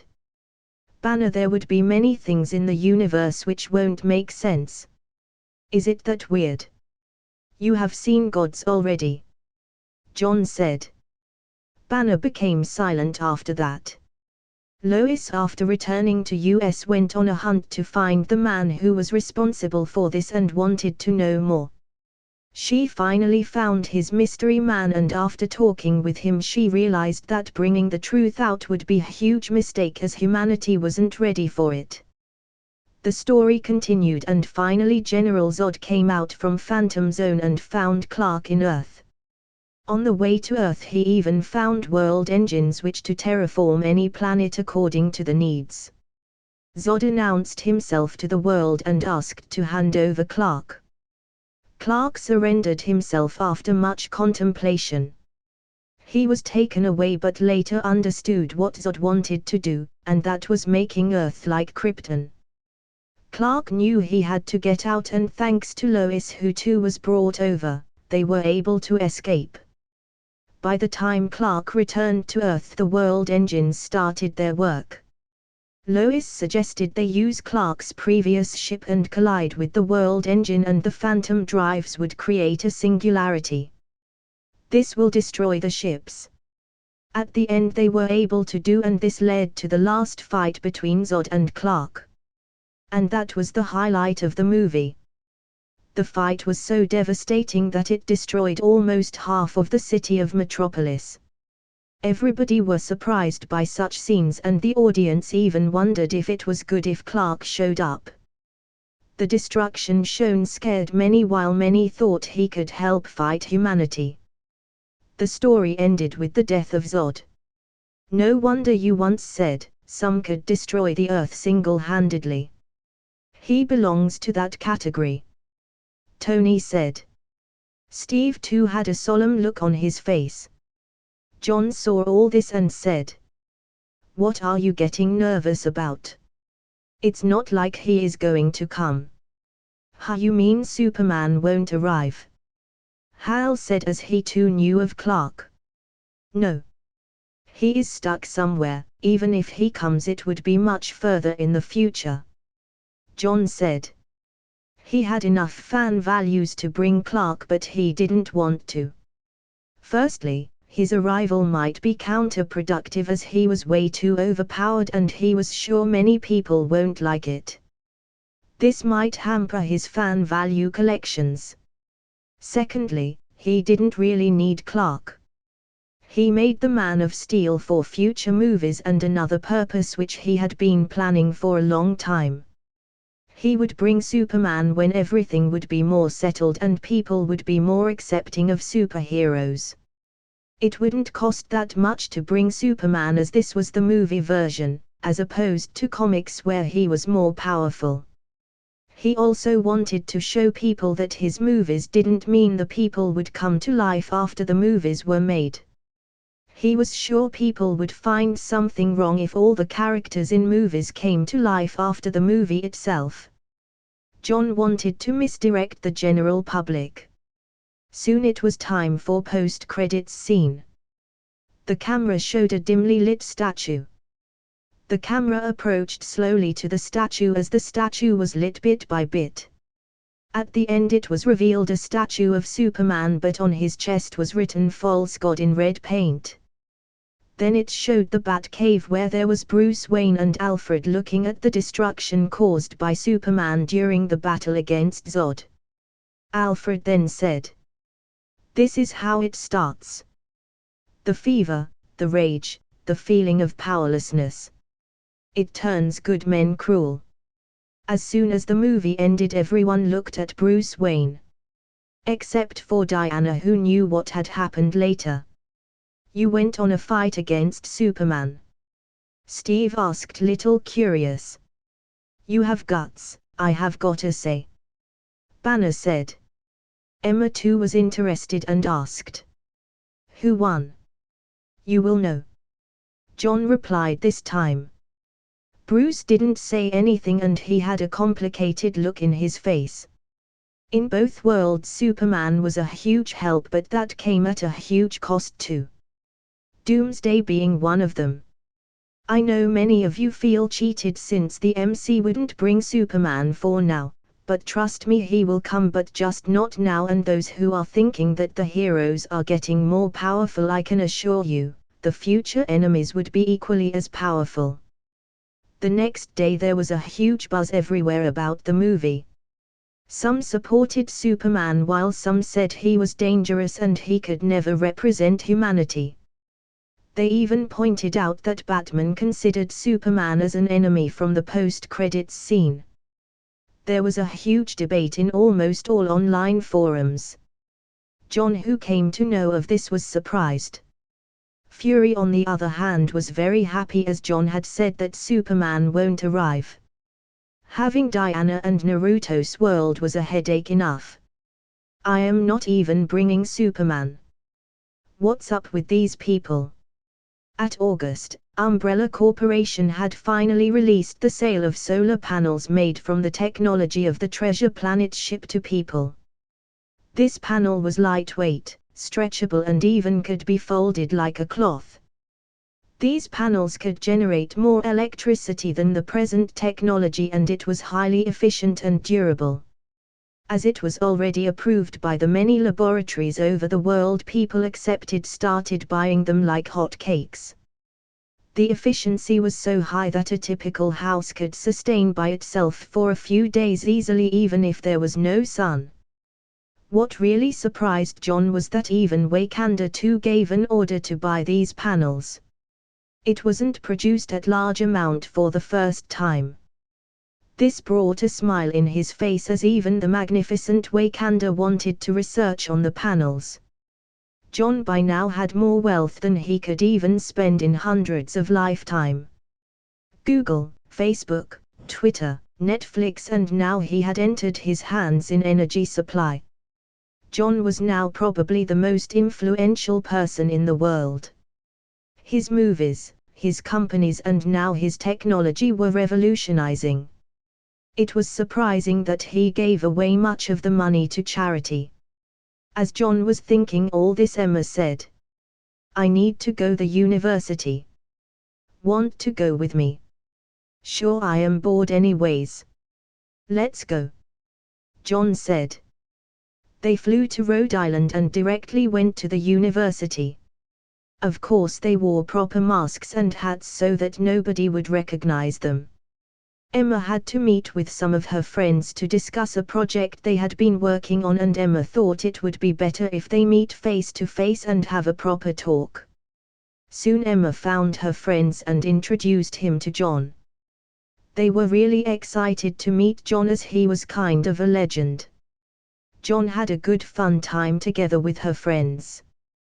They were eager to ask about his future projects. "What are your future projects?" "Well, for now a game and a movie at the end of the year. And of course if you watch animes you will always see new ones being introduced every year." "What is the new game about?" asked one friend of Emma. "Well, it's based on mythology, but this time gods being at the receiving end of beating." They all chirped a lot, and finally Emma pulled her friends away as they had a project to discuss. They returned back the next day. John was happy to see her friends in his free time and spend time with Emma. Emma had been taking defense lessons regularly, and even John joined sometimes when he wasn't at office. Hal would sometimes come and teach her how to use the ring better. She was happy with all the training and care. Soon it was September and it was time for the launch of new game. This too was built by CD Projekt Red. People had high expectations from the game and were looking forward to it. Even S.H.I.E.L.D. kept an eye for the new game. Since Geralt was real, maybe the new game character was also real. The game was about a half mortal and half god. Here God being Zeus again. The story told of a warrior who rose from the commander of an army to killing every gods of Mount Olympus. Yes, the game was God of War. John specifically built this character to handle Malekith. He also had other plans with Kratos later. The story spoke of his journey of how from being a servant of ours to killing everyone. The story ended with him being in another world where he had a son named Atreus and them living peacefully. John didn't add the full game of God of War 4. He just wanted the character Atreus for fun and giving a closure to Kratos so that at least in this world he would find peace. The people loved this game as it had a vivid story. Even though it wasn't an open-world game like Witcher, it still arose the excitement of the gaming nerds. His Blades of Chaos was what people loved the most. After Man of Steel there wasn't much of a sharp rise in fan values. John expected this as the character of Man of Steel was little controversial. But God of War took his fan values to high level again. Ding. Total fan values, 2.9 billion. Fan veils required to extract Kratos, 230 million. Extract Kratos and Atreus. John commanded. Ding. Command accepted. Well then it's done. No more characters for this year if it's not absolutely required. John was now contemplating a lot. John always had a general idea of how he would handle some problems, but this time he wasn't sure if his desired plan would work out perfectly. So, any weird diversion in the story would make his future plans go out of control and he needed to make contingencies for that. After the proper success with the game's launch, John said to Emma, "Want to go far for a vacation?" Where do you want to go?" Emma said. "It will be fine. Might take a few days." John said. "All right, I will pack the things," Emma said as she went away to pack a small luggage. The next day early morning they took Bumblebee. John wanted to take Bee in this journey as well and came to an open clearing which didn't have anyone. "Heimdall! I want to meet Odin!" John suddenly shouted. Heimdall! You want to go to Asgard?" Emma said as she knew the general knowledge of the universe now. Thanks to the books in OA and the Guardians. "Yes. Heimdall, can you hear me? I want to meet All-Father Odin." John shouted again after seeing no response. Suddenly the clouds above started to swirl around. He was relieved as John didn't know if Heimdall could even listen to him, and even if he did, John wasn't sure if he would be allowed to come to Asgard. "Bee, you can transform yourself. We are going on a vacation. You won't have to hide from the people where we will be going. Don't touch anything while traveling. You might be thrown away to somewhere else." Bee transformed himself by the time Bifrost fell over them. John, Emma and Bee were sucked into the Bifrost and started traveling in very high speed. John had to use bit of Phoenix power to stop himself disorienting. Even Emma used the ring to transform herself. After quite a few seconds, all three stopped and they saw they were in a huge spherical chamber. At the side there was Heimdall standing with his sword wearing the armor. "Hello Heimdall. Hello warriors from Midgard. I have notified Odin already. He is expecting you." This was John's first time traveling somewhere outside Earth. He always had the power to travel the universe, but he never did as he didn't find any reason to and he had loads of work. But today was the first day he stepped his foot outside Earth. John was really grateful for all of this as he had never expected that his life would take such a turn. John looked at Heimdall while he looked at Bumblebee. It was the first time that Heimdall saw a creature that didn't belong to anywhere in the universe and had a strong curiosity for it. Emma too greeted Heimdall. Heimdall looked at her ring for a second and nodded. Then they started walking on the Rainbow Bridge towards the Golden Palace. The sheer size of the palace that they laid their eyes upon surprised them. John thought. The movies never did justice to Asgard. It's more big than I had imagined. John, Emma and Bee slowly walked on the bridge, taking in all the scenes around, the sea and the surrounding city. They were in awe. Even Bee had an appreciative look in his face. The people saw a very weird machine creature walking on the bridge and were discussing among themselves of what this weird creature was. As they were walking, two guards wearing armor approached them. "Hello, warriors from Midgard. Please follow us. All-Father Odin is waiting for you." John and other followed the guards to the palace. The palace looked more majestic inside. They all went to the main hall only to see Odin sitting in his throne. John and Emma bowed down to him. Though they didn't have to, but just for the fact that Odin had protected Earth from frost giants was something worthy of praise. Odin deserved some respect in this regard. "Welcome, powerful warriors of Midgard. I hope you like our hospitality."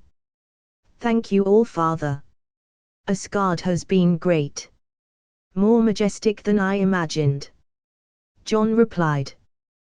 "Where is Queen Frigga? She was just notified that you all have arrived and on her way to here," Odin said. "Hello, Guardian. It's an honor to meet such a noble warrior of the universe," he continued. "Ha! No, All-Father, I am not a guardian, I am just a recruit corps of them. I have still a long way to go to be a proper Green Lantern." Emma blushed and said. "All-Father, how do you know of the Guardians?" John asked in a surprised tone. "I paid a visit once to the Guardians. They are more knowledgeable than me. It's a blessing to the 9 realms that OA has merged with us." John never checked on the Guardians and he left OA on its own devices. So when John came to know of this, he was surprised. He instantly checked the memories of the Guardians and he really did see Odin visiting. Odin then looked at Bumblebee. He just greeted at B but didn't say anything much. Soon Frigga came. John and Emma greeted her and she was very enthusiastic of Emma. "Go. Enjoy the surroundings of Asgard. Thor isn't here as he went to quell the rebellion in the 9 realms. We can always talk later," Odin said. John too obliged as he had come here for vacation and wanted to have a good time. Then, led by Frigga, John and the other two roamed around the palace and even saw the training grounds. Emma even suggested that she should also join the training soldiers. Emma joined in the arena and had a good exchange using her ring. The soldiers were surprised by this weird magic where she conjured weapons out of thin air. After a round of exchange, she backed off. Emma actually wanted to try herself against the Asgardians. She had seen the records on them and knew how powerful they were, so as a lantern she had to try. She was happy that she could overpower them. Even though she didn't use all her strength, she already had the upper hand. She felt proud to be a lantern and was able to demonstrate her powers to the Asgardians. Later even B took arms against a dozen of soldiers together. B wasn't so great in close fights. Being a transformer, he was more of a long-range fighting specialist. As a result, he suffered a bit. "Come out, B. They use magic and technology together. Your body might not be able to handle it." B came out of the arena in a sullen face. He hadn't been out for such a long time and now that he was out he suffered. "It's all right, B, don't sulk. If you want a proper war, I will give you one soon," John assured. B's eyes lit up as soon as he said that. John and others spent the entire day roaming around the city. Emma didn't have any currency to buy, so she just went around and didn't buy anything. Some people recognized B from the bridge and wanted to say hello to him. Many were curious about them, so John had to explain them that they were from Midgard. At night, Odin prepared a huge banquet.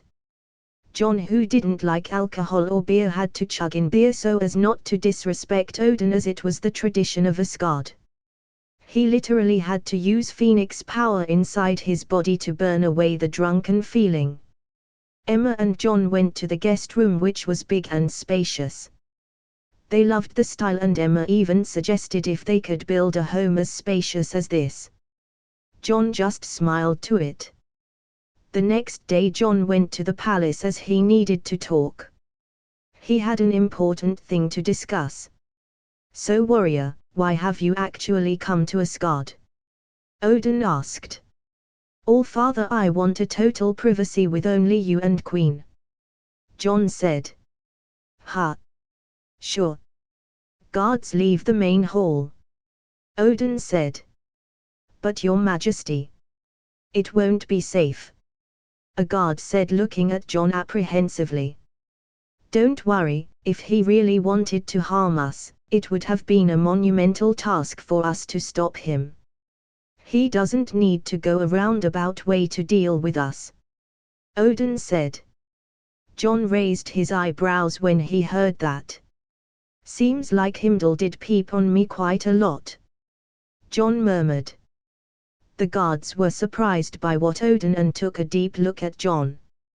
John wasn't sure why Odin was so easygoing, knowing that John might be danger to himself. The guards left after being directed again by Odin.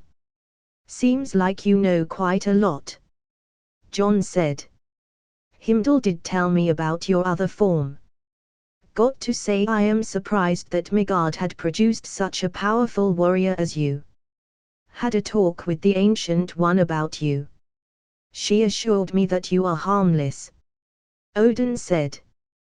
John blushed at this, as he was anything but harmless. Soon the palace became empty, with only John, Frigga and John present.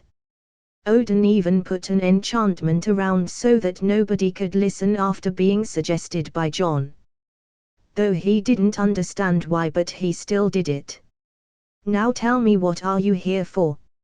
"All Father, I have a news for you. Queen Frigga is going to die," John said. Odin and Frigga were taken aback, and Odin suddenly put his guard up as he thought John might attack. Even though he trusted Ancient One quite a bit, but not high enough to overlook everything. But then he understood that's not what John meant. "What do you mean I am going to die?" Frigga asked in a tranquil face, as if she expected it. "I can't say much, as me saying more of future would change many things. The only thing I can say is I am here to save you," John said. "Save her? Why? I don't think you owe Asgard anything," Odin asked. "I don't, and that's why I am here in a condition," John said. "So you mean you can save me, but we have to fulfill your condition?" Frigga asked. "Yes. Tell me about your condition." "I want my movies, games and animes to be propagated in Asgard." John came to Asgard for 2 reasons. One was because he wanted to propagate his works here to gain more fan values. Earth would be enough for John to gain more values, and secondly, he wanted to see if TVA, or the Time Variance Authority, responsible for maintaining the sacred timeline, comes if he saved Frigga. Though in many universes Frigga was alive and was never hunted by the TVA. John wanted to see if they really come. All his life he was in fear of being hunted down by them, but soon realized that TVA never came when he touched the lives of many people. Even though he made sure that the timeline didn't distort a lot, but after Hydra's demise the plot had already gone out of the window. All of Hydra died much earlier than they were supposed to. Now he wanted to see if TVA comes when he saves Frigga.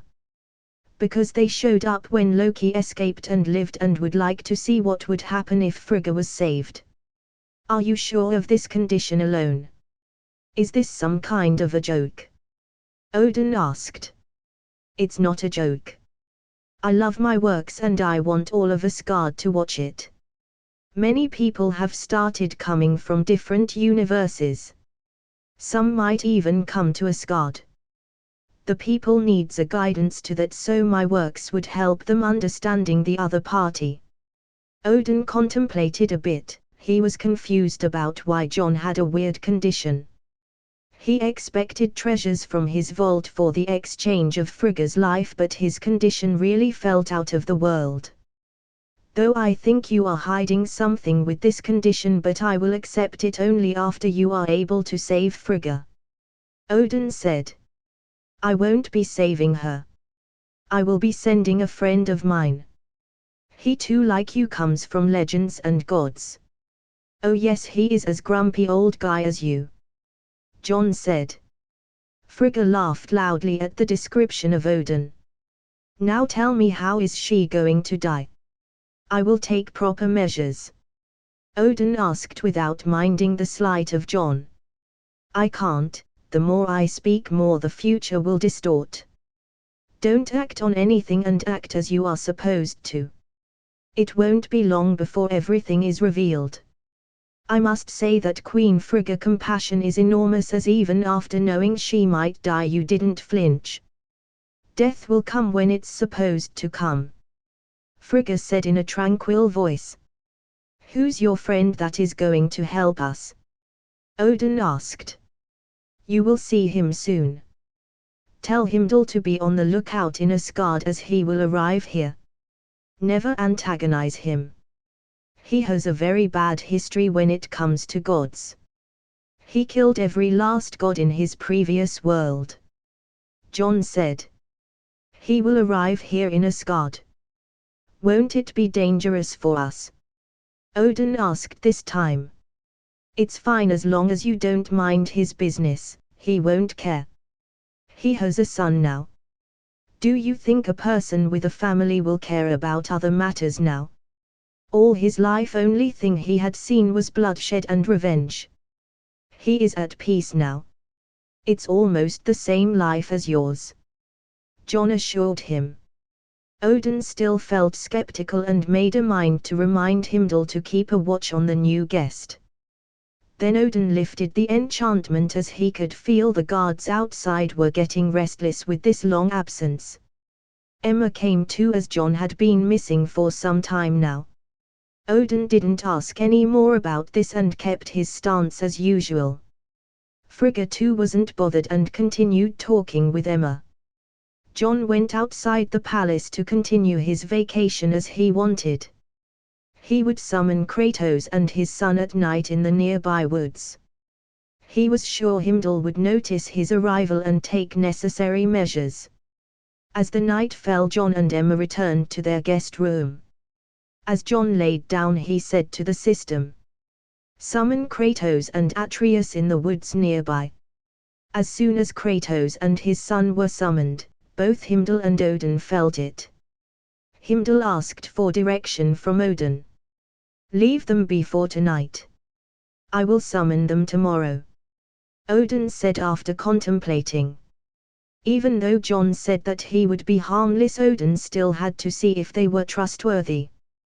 The night went by and Heimdall said that the father-son duo acted normal and even made a temporary home in a few hours in the woods. "Summon them," Odin said. "Call John too." Kratos and his son was soon approached by the guards. And since John had directed him to act accordingly, he obliged by the order and followed the guards with his son. Soon all three came to the main hall of the palace. Kratos appeared bald with a red tattoo covering his right eye. He had a beard exactly like Odin, but only difference was he had black beard. His son was very young and looked cute. Odin called Frigga too and ordered his guards to give them privacy, as he needed to speak with them in a secrecy. Like before, he used enchantment too. Kratos stood in front of Odin with his typical scowl. He looked stoic as he held the hand of his son. Odin too looked at Kratos. He wore a more ancient clothing and had battle scars all over his body, signifying he had gone through many battles. "Welcome to Asgard. I hope the journey was pleasant." Odin finally broke the silence with that. It was different," Kratos replied. John had his hand in his forehead. "These two are way too stubborn. He needed to remedy the situation. Kratos. I have already guided you with the dreams. This is Asgard. John said as he needed to play the role. Yes, I understand that I will have to keep her alive if I want to stay, Kratos said in a deeper voice. No. You can live here without any problems. Even if I die, it won't matter. You can live here peacefully without any hindrance. I understand that you have been flung here without consent, so it's not your fault. Asgard will be your home now and forever. Frigga replied this time. Kratos looked at Odin. He nodded his head. Then Frigga looked at his son and asked. What a lovely boy. What's your name, child? Atreus. Hello, madam. Atreus said. Hello. His mother was from Jotunheim. She named him Loki. Not the same Jotunheim of this universe. His universe too has Asgard and the 9 realms. So his mother was from Jotunheim. John added this time. Both Odin and Frigga shuddered when they heard this. Loki, a name which was very close to them. Is he really called Loki? Odin asked Kratos this time. Yes. That's the name his mother gave him. Kratos said. Kratos, will you mind if I adopt your son as godson? Frigga suddenly asked. He will be a prince to Asgard. She continued. I don't think we want anything to do with your titles. Kratos said. I know, but the thing is I have another son named Loki who is in prison for his crime. I failed to educate him. I hope I can educate this child better. He lost his mother, didn't he? I will try to give him the best education possible. Of course he will be the prince only if you say so. Frigga said. Boy. Would you like to be a prince? Kratos asked Atreus. I will follow whatever you say, father. Atreus said, but he had a smile on his face when he heard that he would be a prince of such a huge place. Kratos looked at John, as at the end John is the real controller of everything. John nodded his head. Odin too accepted Atreus as the new godson. After removing the enchantment, he called the guards and asked for a banquet to announce the new prince of Asgard. Odin had his own calculations on it. He saw how Kratos looked at John, and John was probably like a guide to everyone who comes from another universe. If he tied down Atreus to Asgard, John might help Asgard in future. Above all, he would propagate his works in Asgard soon, so John was basically a helper of Asgard. Odin himself didn't mind another son. This would help Thor gain a brother's love again and teach him to be a kinder king. Asgard was in uproar as now there would be a new prince. They soon came to know that it was an adopted son by Frigga and Odin. The subjects soon started preparing for the banquet, as honoring a new prince was a must. Due to such arrangement, Thor and others would be brought back for the celebration and crowning of the new prince. John on the other hand made sure Atreus didn't have a cocky character in the future like he did in the God of War 4 game. Having to keep an eye on the duo, as an added bonus Frigga would be his mother, so that would teach humility. Whatever. Didn't expect that. Maybe one day he would be the king of Asgard, as both the current Loki and Thor won't sit on the throne. What a cunning king Odin. Giving the position of prince to Atreus so that Kratos could almost give his life, but of course there is a long time for that. I don't think Odin will ever hand over the throne to Atreus. So by the evening the palace was decorated majestically for the ceremony. Emma soon came to know the reason. After watching so many things, she already accepted that random characters would arrive from other universes. Only this time it was in Asgard. In the evening, Thor arrived along with Sif and others. He even brought some prisoners from 9 realms. John even went to see the prisoners if there was a dark elf among them, but didn't find any. I guess Kratos would have to wait for his opportunity. Let him be the hero. Knowing his history, he deserves to settle down too.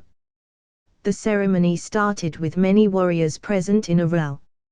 Thor, Frigga, Volstagg and others on the side too. Thor was taken aback when he came to know that he had gained a new brother named Loki. When the actual Loki came to know, he was also dumbfounded. After Frigga told him that he came from another universe, he understood. People cheered for the new prince.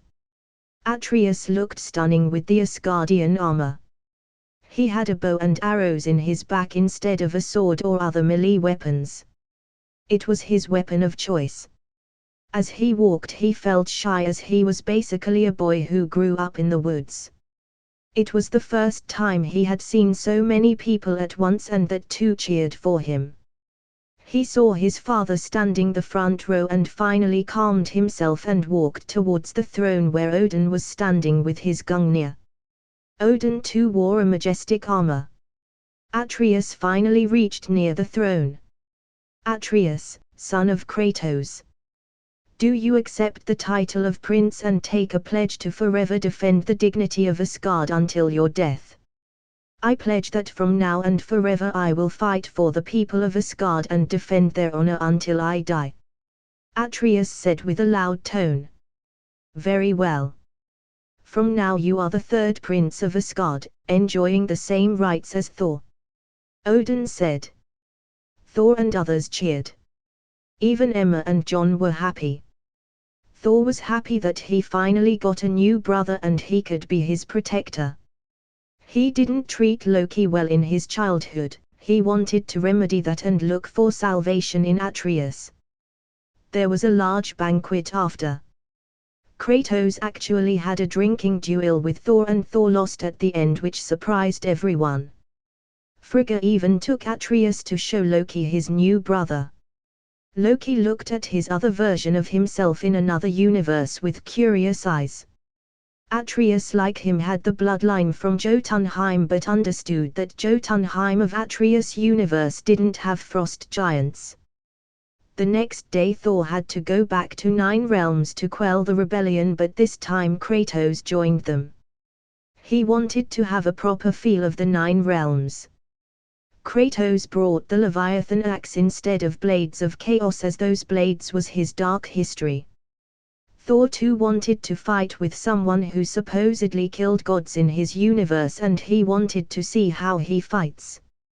And Kratos didn't disappoint them. His axe worked like Thor's hammer and used ice element. Since Kratos was brought with his character fully maxed out, he was basically an overkill for those who revolted. As Kratos went away, John too returned to Earth. John had informed Odin before leaving and said if he needed any help Odin can ask from him. He didn't want Ragnarok to come to pass, as that would mean loss of fan values. He had a very vague plan for Hela and he wasn't sure if that would be enough. Sigh. We'll think of it when Hela comes. What a headache this whole universe is. After John returned, he noticed that he had received many calls and messages. Even Emma received. Surprisingly, even Fury had called. Wow, even the baldy misses me. I am honored. John said in a sarcastic tone. John returned all the missed calls and messages.